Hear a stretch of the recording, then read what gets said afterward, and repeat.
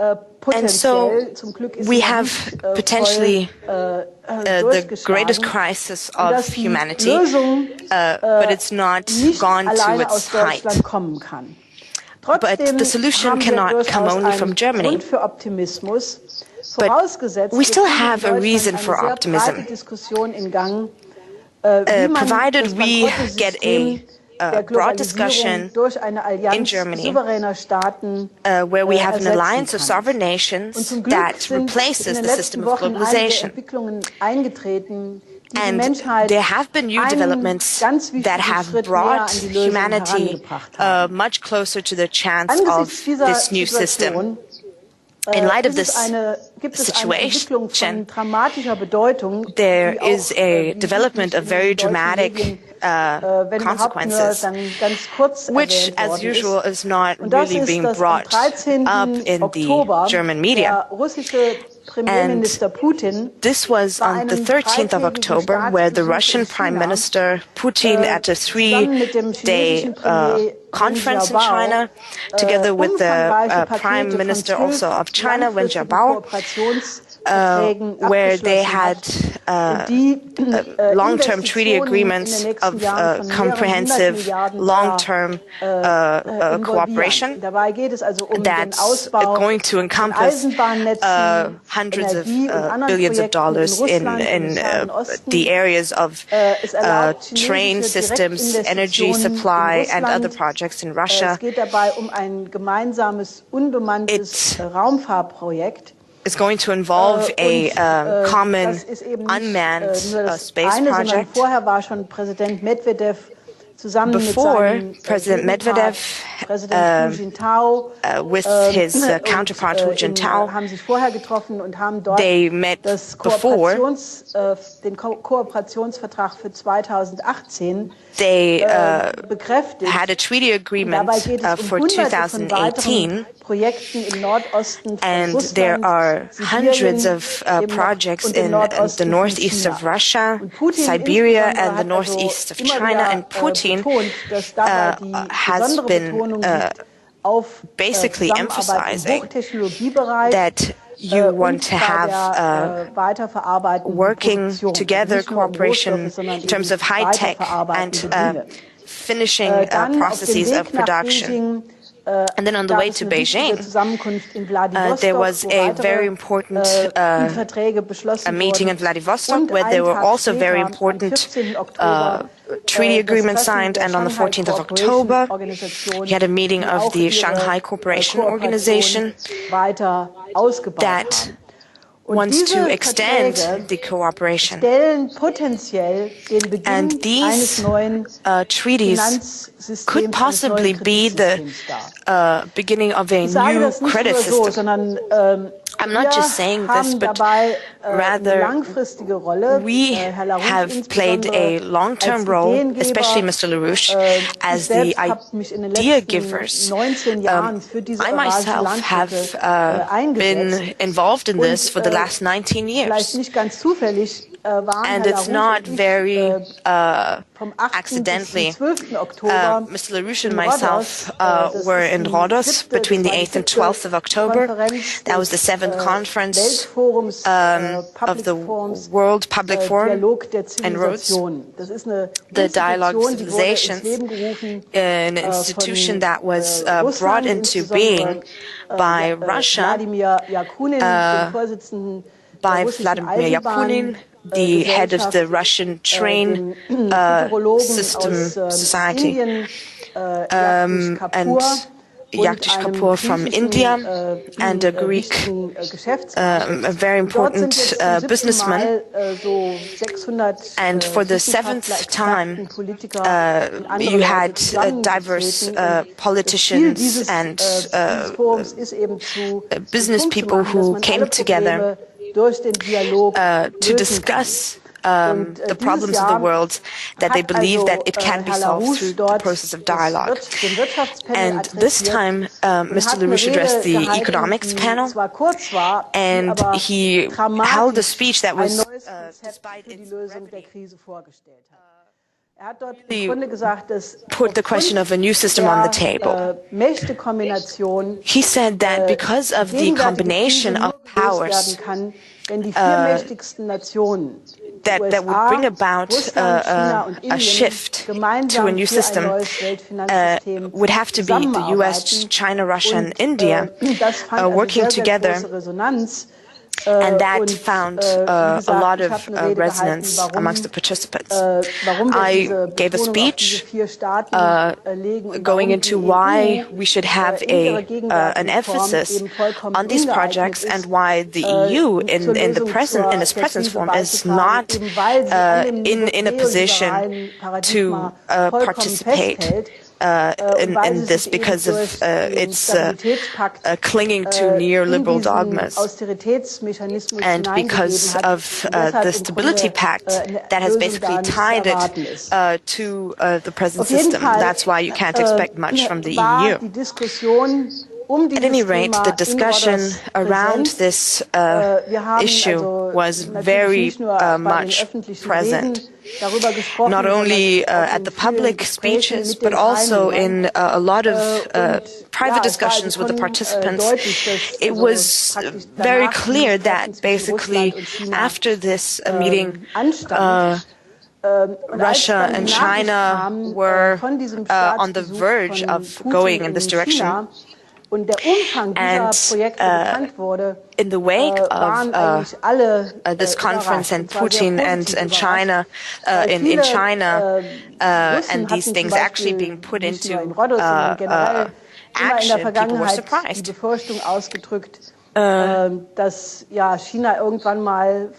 Because the Russians were afraid that the Chinese would actually take over areas of Eastern Russia, where there are not very many people there. But they have now basically implemented the conditions that solves this problem for China, where Russia has now got the cooperation of China for building a comprehensive train system, and Russia is helping China for the development of nuclear power. And straight after that, in the leading Russian journals and newspapers, there was an interview with Mr. LaRouche. It was also in other leading journals the same interview. And a very important human rights activist, a lawyer, who brought this about. I have decided to speak to you, Mr. President, probably for the last time. To speak to you on the internet. The reason why I'm talking to you is because I would like to bring about what we were discussing with Mr. LaRouche. I know him personally very well. His ideas and what he wants to do to bring together cooperation internationally is a very good contrast to the well-known nightingale of monetarism and in the institutions of the government.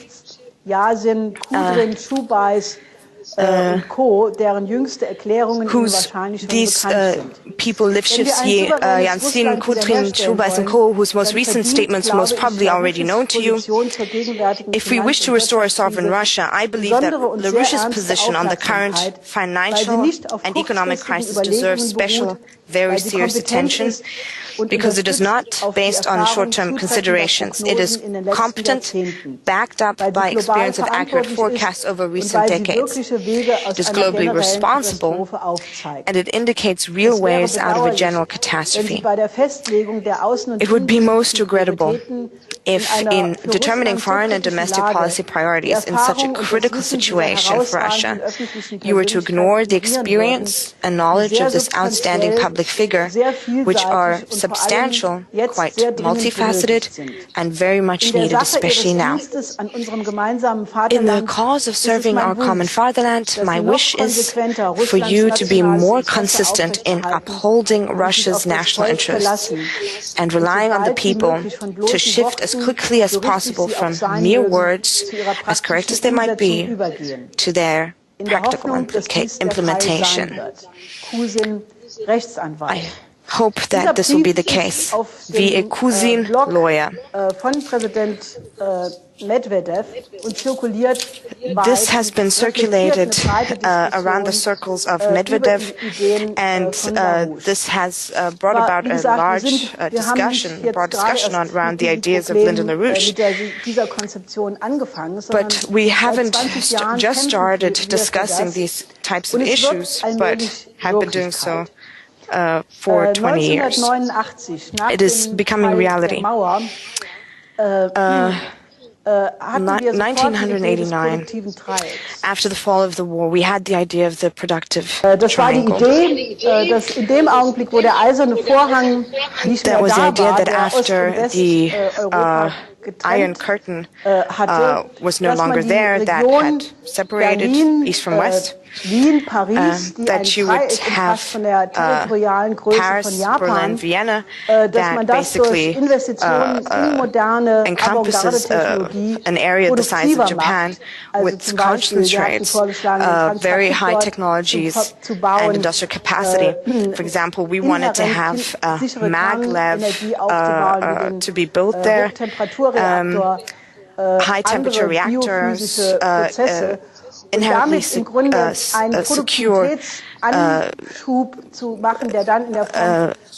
nuclear power plants, and then to have corridors from Berlin to Kiev in the Balkan region. And instead of having the shock therapy, that you have the obsolete industrial capacity to modernize the infrastructure in the East. In 1991, after the Soviet Union had disintegrated, this idea became the idea of the Eurasian land bridge. That means the population centers in Asia would be brought together with the West through development corridors, where you would have transportation corridors, train systems, waterways, computerized train stations, new ways, new energy, methods of supplying energy. And this you would basically allow countries, landlocked countries, to have the same benefits that countries that are on large that are on large ports close to the oceans. I haven't actually counted how many conferences I did on this topic, but there must have been hundreds. In Latin America, in American cities, and even in African countries. Could we have the Eurasian language? For a long time, we were lonely callers in the desert. People said, "Oh, who could pay for this? This is a utopia that could never happen." But we were consistent, and we said, "This has to happen." Wie gesagt, können wir jetzt mal einige von den Bildern sehen. Could we see some of the pictures?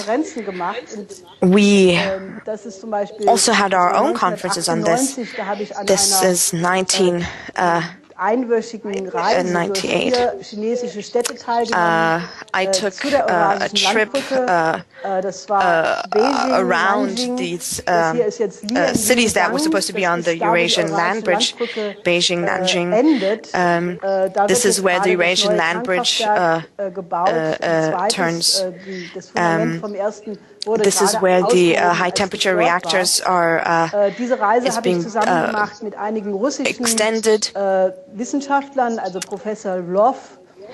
I was with Professor Vlov, who was from the Academy of Sciences, Professor Torrentko, and that was practically a journey which should have recruited the regional industrial bosses for this idea. Could we see the next picture? This is now in New Delhi. You see Mr. LaRouche speaking to the man on his right. That is the former Prime Minister from India, Gojal. And that is Mr. Kapoor on the left. From the Rhodes Forum.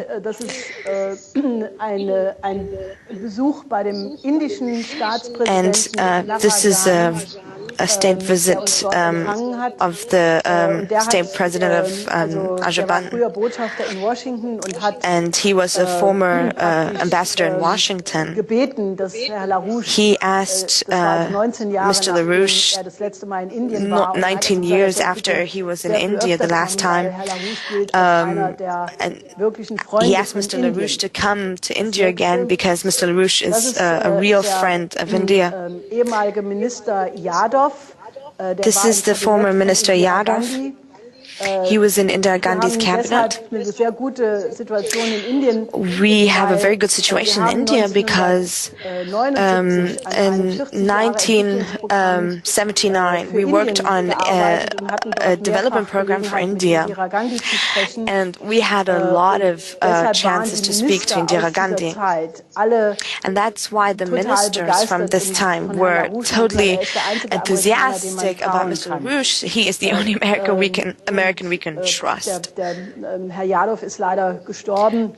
Mr. Yadav passed away, unfortunately.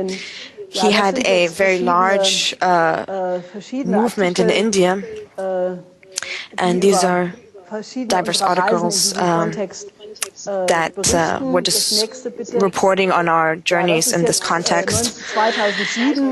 This is 2007 in Kietrich.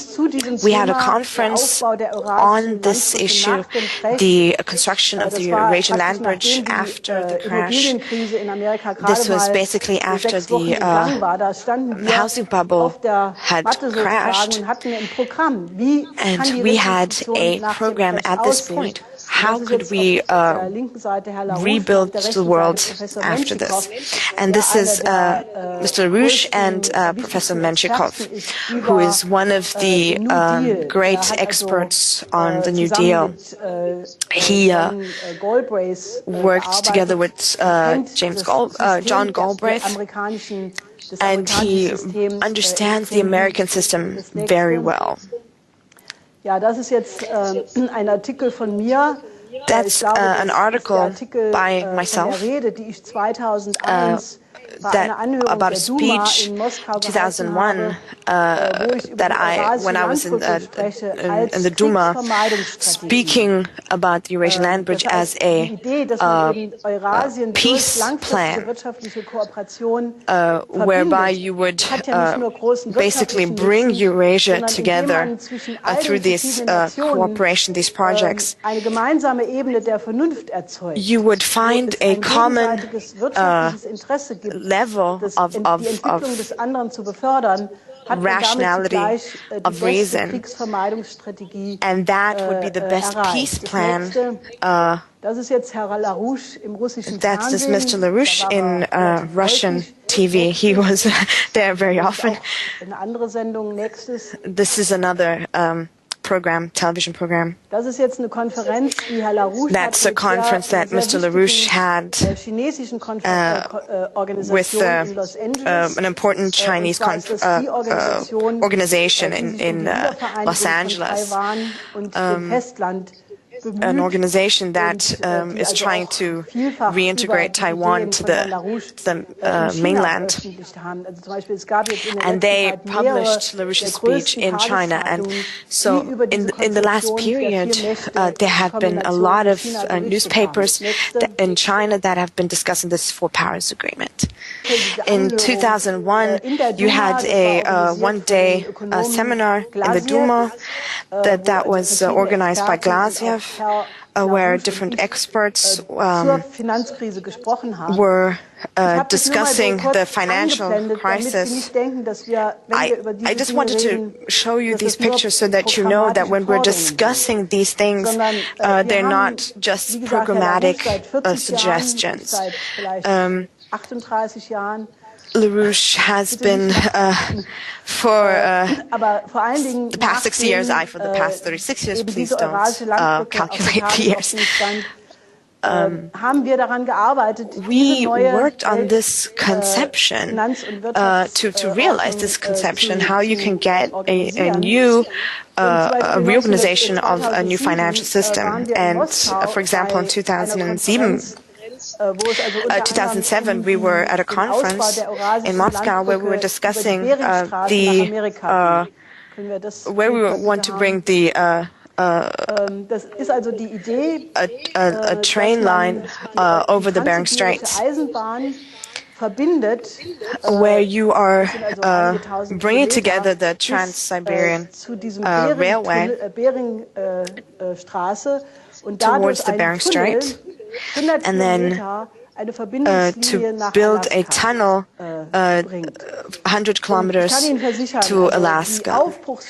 And I can assure you that the level of enthusiasm that were at this conference of scientists, they were like young boys, and they were saying, yes, in 20 years, when we have this maglev train system over the Bering Straits into the Americas, and we can go from Acapulco in Mexico faster, we can travel faster to Mumbai overland as opposed to on the sea route.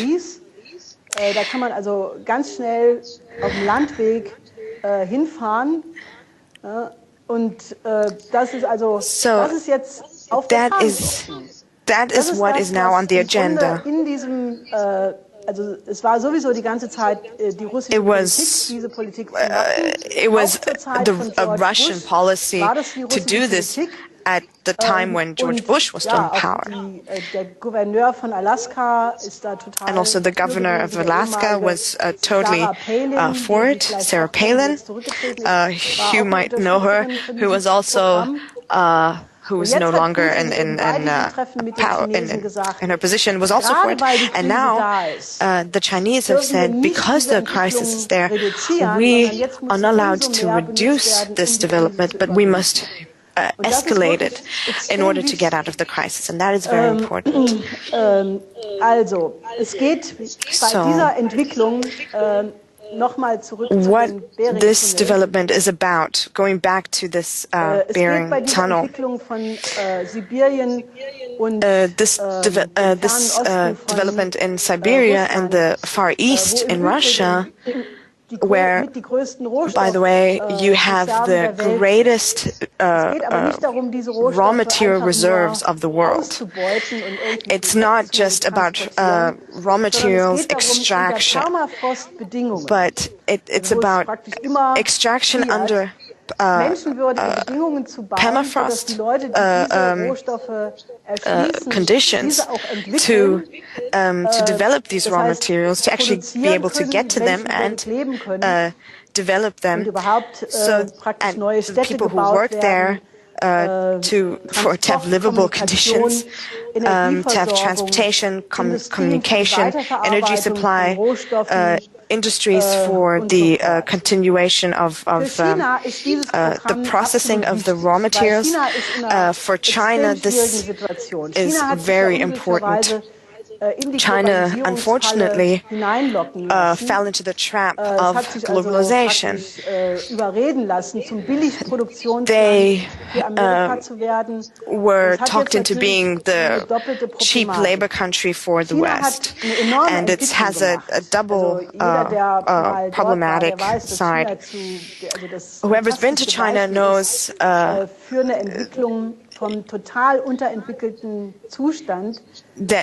from a totally underdeveloped position, they developed to a really developed country, but not the whole country. I was there at the only journalist at the time, 1971, at the time of the Cultural Revolution, who was allowed in at that time. In Shanghai, at that point, you had 10,000 bicycles in one car. I went to Chengxing and to Beijing, and that was a normal journey.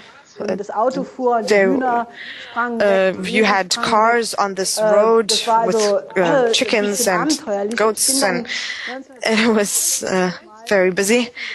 And in 1996, I went back there at a conference on the construction of the Eurasian land bridge, and you had a highway that was very smooth.